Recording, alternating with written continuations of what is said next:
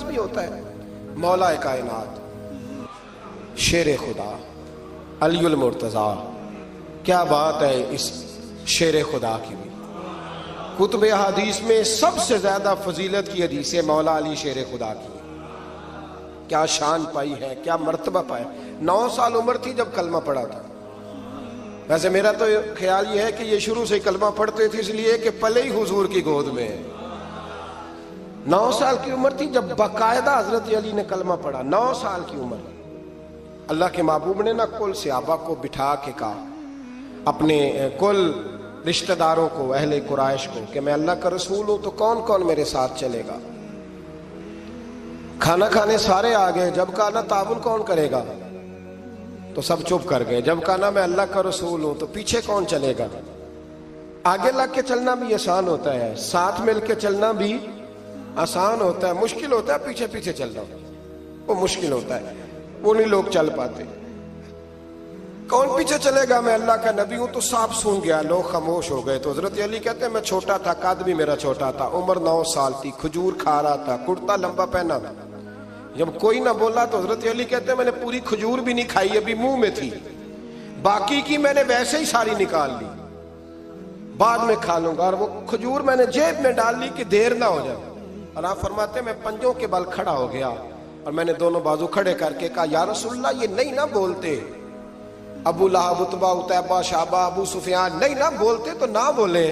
حضور آپ پریشان نہ ہو، انا حافظوں کا یا رسول اللہ، انا ناصروں کا یا رسول اللہ. حضور میں ہر دشمن کے مقابلے میں آپ کی حفاظت کروں گا، دین کے ہر کام میں میں آپ کی مدد کروں گا. کہاں حضرت علی نے دوستی لگائی، کہاں 9 سال کی عمر میں کہاں دوستی. پانی پرن سہیلیاں رنگا رنگ کڑے پر پریا اس دا جانیے جس دا. تو حضور میں اور پھر حضرت علی ہر میدان میں آپ کو نظر آئیں گے. ہر میں، بدر میں بھی مولا علی، احد میں بھی مولا علی، خندق میں بھی مولا علی. خیبر والے دن آنکھیں دکھتی تھی پر میرے حبیب نے فرمایا اسے بلاؤ، جھنڈا بھی اسے ہی دینا ہے اور فتح بھی اللہ اسی کے ہاتھ پہ عطا فرمائے. یعنی تکلیف بھی تھی، آنکھیں دکھتی تھیں. حضرت علی بظاہر بیمار تھے لیکن حضور نے فرمایا چونکہ انہوں نے وعدہ کیا ہے وہی آئیں گے، میدان میں نکلیں گے. ہر صحابی شان والے. حضرت ابوبکر صدیق کے مقام کو کون پہنچ سکتا ہے؟ جناب عمر، جناب عثمان، طلحہ و زبیر، ہر ایک کی کیا بات ہے. لیکن میرے نبی کریم علیہ الصلوۃ والسلام نے ہر میدان میں انہیں یاد کیا اور وہ ہر میدان میں پہلی صف میں نظر آئے.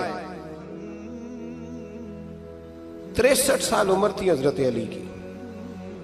کوفے کے بازار سے گزر رہے تھے، ایک کافر نے آ کے خنجر مارا اور جناب علی المرتضیٰ شیر خدا کی داڑھی سے جب خون نکلا نا، وہ 9 سال کی عمر میں وعدہ کیا تھا کہ میں دین کا مددگار بنوں گا. اور جب 63 سال کی عمر میں زخم لگا کوفے کی گلی میں تو جناب علی نے اپنا خون دیکھا اور جب زمین پہ گر رہے تھے تو پتہ کیا کہہ رہے تھے؟ فزت برب الکعبہ، لوگوں رب کعبہ کی قسم میں کامیاب ہو گیا، میں نے آج اپنا وعدہ نبھا دیا. لے سجنا اسا توڑ نبھائی، لے سجنا اسا توڑ نبھائی تے جان دتی راہ تیرے. ختم ہو گئی بات. لے او سجنا اسا توڑ نبھائی. عشق لگا سی کھیڈاں کھیڑ دی لو تے پھر مینوں کھیڈاں بھول گئیاں. میں کجل پایا سی یار دے ویکھنے، پھر وہ دی یاد وچ روندیاں ہی ڈول گئیاں. تے حیدر شاہ اس گلی کدے بھی نہ رول دی پر ہن تے رول گئیاں. تے بلے شاہ دی او جانے سانو اپنی توڑ نبھا لیندے. عزیزو یاد رکھو اللہ رسول سے رشتہ نا ہر لمحہ نبھاؤ. میں نے جمعے والے دن بھی کہا تھا کہ مجھے سمجھ نہیں آتی کہ شب برات کو لوگ رو رو کے دعا مانگتے ہیں. میں نے معراج شریف کی رات زیادہ دعا نہیں منگائی. میں کہتا ہوں کہ اتنا مسلمان ساری رات رو رو کے دعا مانگتا ہے تو سویرے کرپشن تو پھر بھی نہیں ختم ہوتی. توبہ کا ترجمہ یہ ہے کہ پچھلے گناہوں پہ شرمندہ ہوں تو آئندہ نہ کرنے کا وعدہ کرتا ہوں. یہ توبہ ہے. یہ بولیے. آپ دیکھیں نا ہر مسجد میں رش ہے، اللہ کا فضل ہے. ہم تو ویسے چھوٹے لوگ ہیں لیکن الحمدللہ تعالی یہاں بھی کوئی جگہ نہیں بیٹھنے اٹھنے کی. لیکن کیا یہ رسم ہے کہ استغفر اللہ رو رو کے دعا مانگی اور سویرے اسی طرح جھوٹ بولنے کا ارادہ چھوڑا ہی نہیں، فریب چھوڑا ہی نہیں؟ یہ کوئی رسم ہے؟ یہ کوئی ایکٹنگ کرنے آئے ہیں مسجد میں؟ ایک دستک دے رہا ہوں، آپ کو سمجھا رہا ہوں۔ توبہ کا مطلب یہ ہے کہ آج کے بعد جھوٹ نہیں بولوں گا، آج کے بعد غیبت نہیں کروں گا، آج کے بعد حرام نہیں کھاؤں گا، کسی مسلمان کو تکلیف نہیں دوں گا، ماں باپ کو نہیں ستاؤں گا، کسی کی عزت کو نہیں اچھالوں گا۔ یہ توبہ کا معنی ہے۔ لیکن ساری رات روتے رہے اور سویرے پروگرام یہ ہے کہ دکان پہ جاؤں گا تو جھوٹ بولوں گا، کم ناپوں گا، کم تولوں گا، تو یہ توبہ ہے؟ دیکھیں نا، مجھے پتا چل جائے کہ ایک بندہ میرے سامنے آ کے کھڑا ہوا ہے پر وہ جھوٹا ہے، وہ میری تعریفیں کر رہا ہے پر جھوٹا ہے، مجھے غصہ آئے گا کہ نہیں آئے گا؟ لیکن اللہ رسول کی بارگاہ میں ساری رات رو رو کے ہائے ہائے کرنا، سویرے پھر وہی پروگرام۔ میرے رسول کریم نبی رحمت علیہ السلام، مکے کا زمانہ اسلام پر غربت تھی، کمزوری تھی۔ قبیلہ زبید کا ایک شخص مکے آیا، زبیدی، ایک مکے میں منڈی لگتی تھی، اس کا نام تھا حضورہ۔ یہ جو حضورہ منڈی تھی، اس منڈی پر ابو جہل کا قبضہ تھا۔ آج کل تو نہیں قبضہ ہوتا منڈیوں پر کسی کا، حضورہ نامی منڈی پہ نا ابو جہل کا قبضہ تھا۔ اونٹ بڑے خوبصورت تھے، شاندار تھے۔ اس نے کہا میں نے بولی دینی۔ ابو جہل نے اعلان کیا خبردار کوئی بولی نہ دے۔ بڑی دور تھا قبیلہ زبید، وہ آدمی واپس لے جا نہیں سکتا تھا، مجبور ہو گیا۔ ابو جہل کہنے لگا چوتھا حصہ قیمت دوں گا اور اونٹ تمہیں دے کے جانے پڑیں گے، یعنی اگر لاکھ کے ہیں تو 25,000 کے دو۔ بندہ بڑا پریشان ہوا، چودھریوں سے بات کی تو کہنے لگے بدماش بڑا ہے، ہم شریف لوگ ہیں، شریف اور بزدل میں، بزدلی کو شرافت کا نام نہ دو، پکی بات کر رہا ہوں، شریف اور بزدل میں شریف ضرور بنو پر بزدل نہ بنو۔ جی ہم جی شریف لوگ ہیں جی، وہ کیا مطلب؟ کوئی پاس نہ آیا، وہ بیچارہ نہ کونے میں بیٹھ کے رونے لگ گیا، کہنے لگا میں کدھر جاؤں یارو، میں واپس بھی نہیں لے جا سکتا، اور چوتھے حصے میں دے کیسے جاؤں، اتنا نقصان۔ وہ رو رہا تھا تو کہیں حضرت زید بن ارقم نے سن لیا۔ آپ فرمانے لگے کیوں روتا ہے؟ کہنے لگا یار میں نے تو اہل عرب کی تعریف سنی تھی، میرے ساتھ کھڑا ہی کوئی نہیں ہوتا۔ تو آپ فرمانے لگے تو نے عربی دیکھا ہی کب ہے؟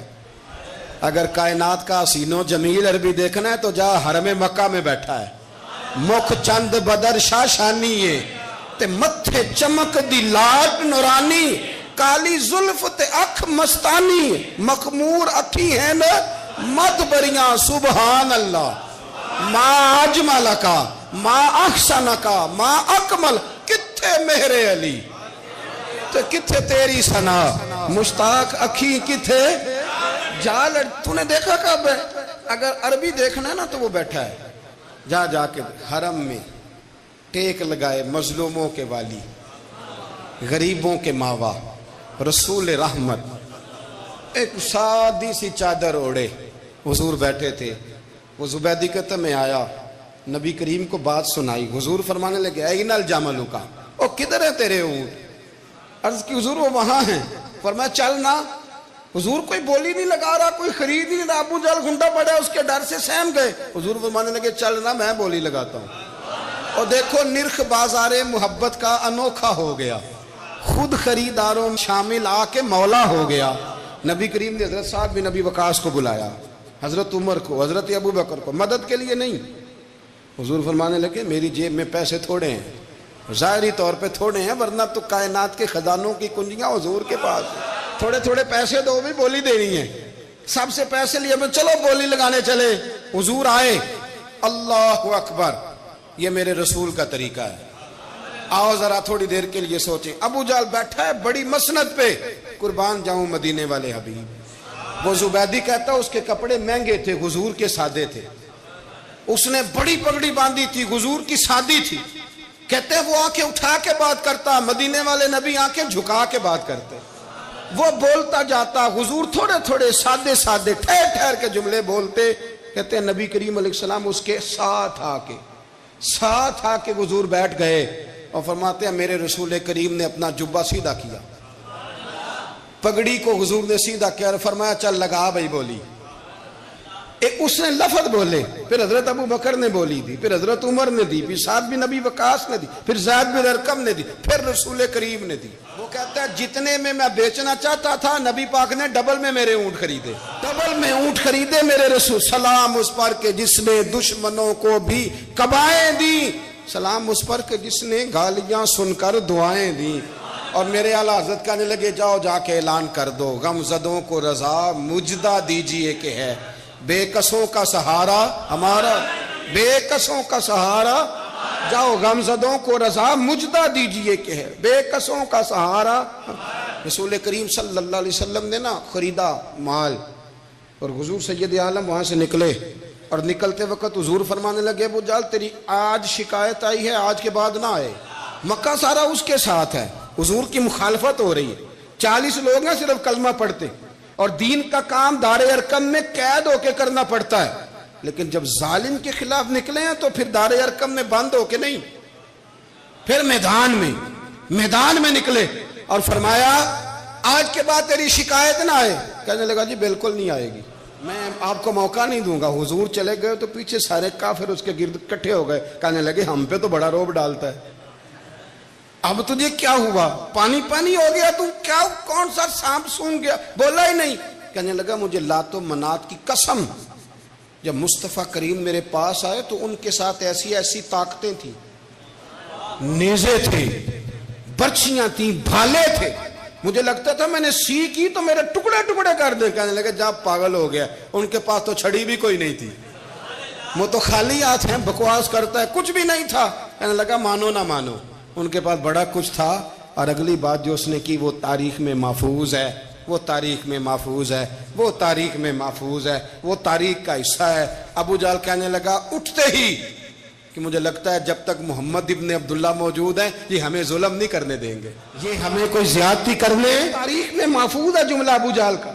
کہنے لگا جب تک یہ موجود ہے ہمیں کوئی زیادتی کرنے۔ حضرت فرمایا کرتے تھے زندہ نبی کے ماننے والوں زندہ بن کے زندگی گزارو، زندگی زندہ دلی کا نام ہے، مردہ دل کیا خاک جیا کرتے ہیں؟ جو قومیں سر اٹھا کے جیتی ہیں وہ زندہ ہوتی ہیں، اس لیے اپنی زندگی میں حق کے خود اختیاری پیدا کریں، جینا سیکھیں، لڑنا سیکھیں، میدان میں رہنا سیکھیں۔ سہم کے وقت نہیں گزرے گا، ظلم سہنے سے بھی ظالم کی مدد ہوتی ہے، لہذا حق لینا سیکھیں، حق پر کھڑے ہونا سیکھیں، اپنے مزاج میں یہ باتیں پیدا کریں۔ مجھے خاتون نے پوچھا، میرا بھائی کہتا ہے حصہ لے لے پھر میرے مرے کا منہ نہ دیکھنا۔ میں کہ پتر تو حصہ لائے نہ منہ ویکھی ہوتا، کوئی ضرورت نہیں، منہ ایسے ظالم کا منہ ویسے بھی نہیں دیکھنا چاہیے جو بہنوں کا حصہ کھا جائے۔ میں نے کہا تو منہ دیکھنے کی کوئی ضرورت، یہ کوئی بلیک میلنگ ہے؟ ابا کہتا ہے حصہ لے لو منہ نہ دیکھنا۔ میں کہا بالکل نہ ویکھی، تو بلکہ آنکھ میں ویکھنا بھی نہیں چاہتی، تو ادھر رکھ، اللہ رسول نے مقرر کیا میرا حصہ۔ کیا فلسفہ ہے ہمارا؟ جو بات غلط ہے اس پہ لوگوں کو بلیک میل کرتے ہو، جائز بات پہ ڈٹنا سیکھو۔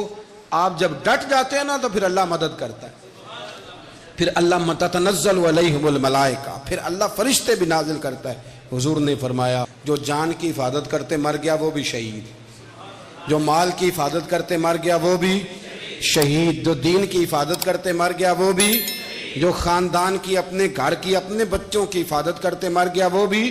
تو اتنا بڑا درجہ حضور نے بیان کر دیا ہے۔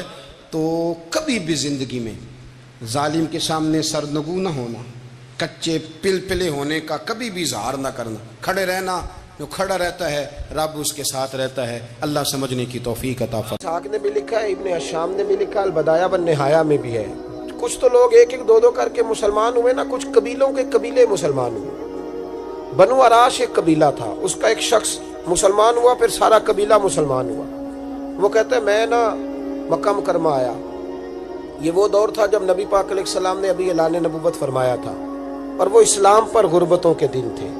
سارا مکہ جب جتھا ہو جاتا ہے پھر تو بندے کی بڑی بات ہوتی ہے نا، اور جب ایک ایک دو دو سنگی ہو تو پھر مشکل ہوتا ہے۔ غربتوں کے دن تھے، کہتے ہیں میں مکے آیا، میں چھوٹا سا کاروباری تھا، بیوپاری تھا، تاجر تھا، میں گاؤں سے جانور خریدا کرتا تھا، شہروں میں بیچا کرتا تھا۔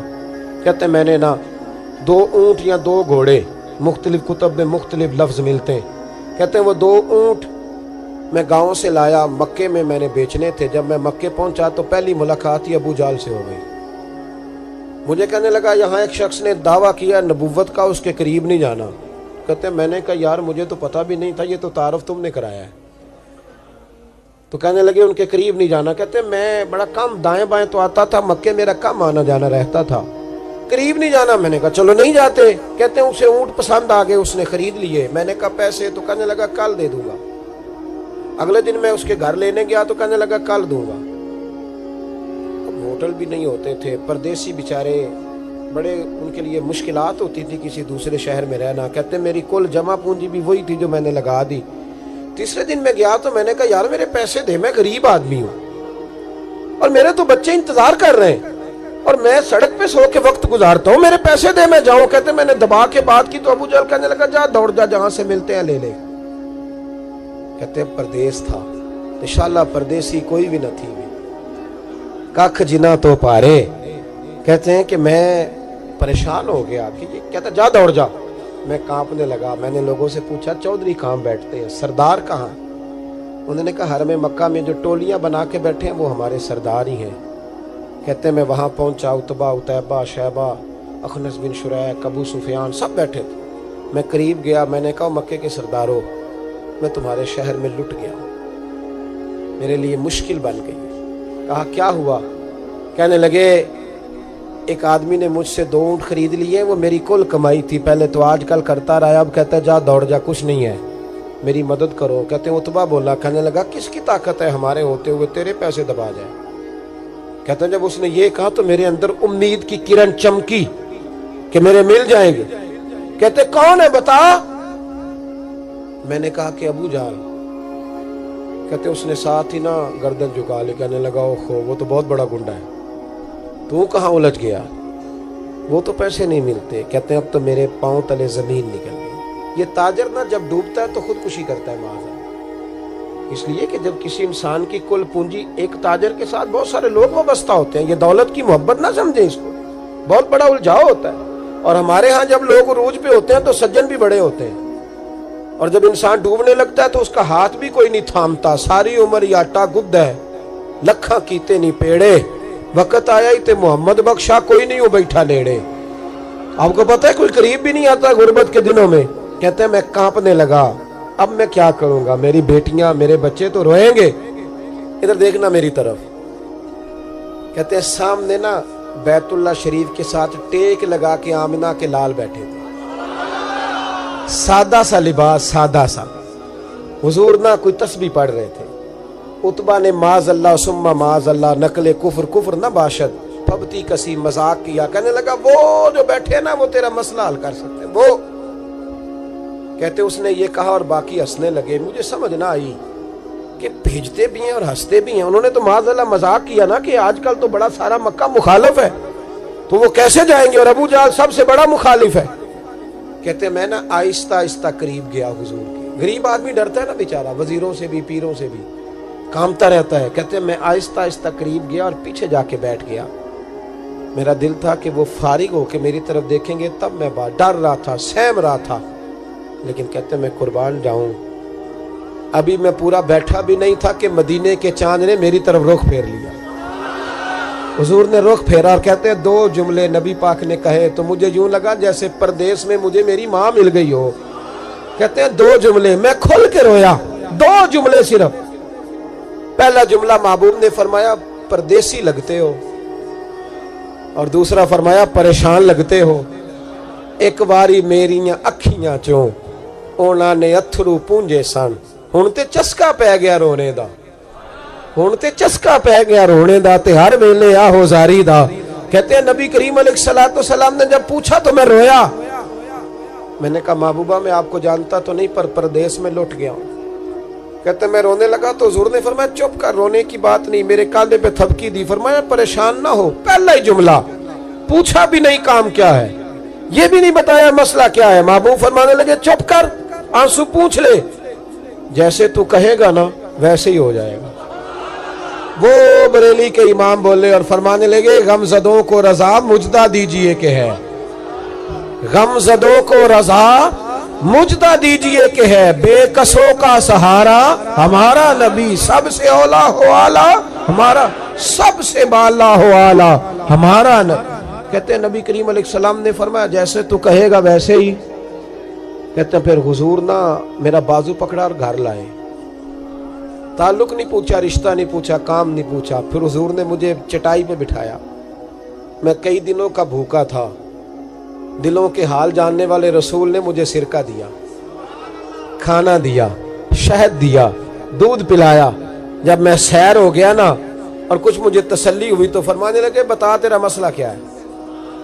मैंने कहा या रसूल अल्लाह सल्लल्लाहु अलैहि वसल्लम 2 ऊंट बेचे थे, हुजूर को जानते नहीं अभी तक, 2 ऊंट बेचे थे, खरीद ली अबू जहल ने, पहले तो आजकल करता रहा, अब कहता है दौड़ जा कोई नहीं। हुजूर प्रदेश में लौट गया हूँ, सरदारों के पास गया हूँ तो वो कहते हैं वो तो सबसे बड़ा गुंडा है, वो तो नहीं देगा। कहते मैंने बड़ी बातें सुनाई तो महबूब ने हल्का सा जुमला, कख सवाद नहीं मिश्री अंदर, असा खंडा भी चख डिठियां, इन्हां सारियां शैवां नालों गल्लां सजन दियां मिठियां। जिन्होंने करना कुछ नहीं ना होता उनके दावे लंबे चौड़े होते हैं, और जिन्होंने कुछ करना होता है ना वो तो मुख्तसर बात करते हैं। हुजूर फरमाने लगे कोई परेशानी वाली बात नहीं, देने क्यों नहीं पैसे, देगा के, वह हल्की सी बात।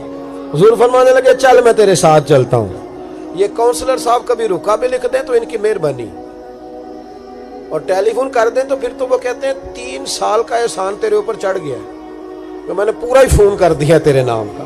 हालांकि जब वोट लेने आए थे तो कहते थे मैं कौम का खादिम हूँ, और फिर ये कौम का गरीब आदमी दरवाजे पे जाके बैठता है तो पता चलता है चौधरी साहब टूथपेस्ट कर रहे हैं, फिर पता चलता है ब्रेड ठंडा हो गया था तो गर्म होने गया, फिर पता चलता है कि गाड़ी, बाहर आके पूछते हैं गड्डी कराई या। शर्म करो, शर्म करो, वारस शाह मान करी ना वारसाना, रब बेवारसा करके मार दे। अगर अल्लाह ने तुम्हें एजाज दिया तो गरीबों को रोल के मारोगे, शर्म नहीं आती।